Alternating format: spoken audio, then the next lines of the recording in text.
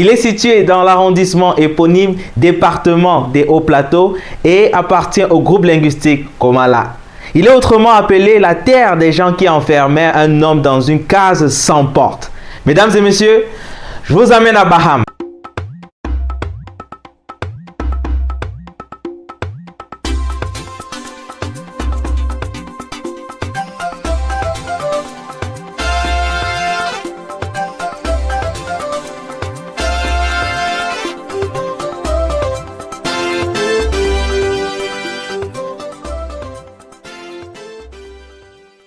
Des chasseurs originaires de Bangam, localisés dans l'actuel plateau Bamoun, traversèrent le Noun à la hauteur de Bamenjing pour s'installer au lieu abritant l'actuelle résidence royale de Baham où ils vécurent en chef de groupes indépendants. Par la ruse et la force, l'un d'entre eux réussit à s'imposer comme roi auprès de ses compagnons et des roitelets préétablis pour fonder véritablement le royaume Baham au XVIe siècle. Le terme Baham est lui-même une déformation de l'expression Bahom, qui elle-même vient de l'expression Bahomdien, qui signifie littéralement les gens qui enfermèrent un homme dans une case sans porte.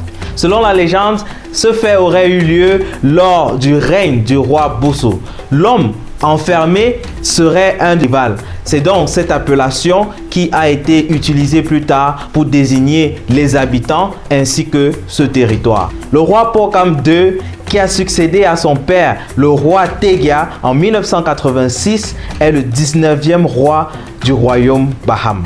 À Baham, vous pouvez visiter le musée royal de la chefferie Baham. Vous pouvez également visiter la grotte Fovu. C'est d'ailleurs cette grotte qui a donné son nom à l'équipe de la localité, le Fovu Club de Baham.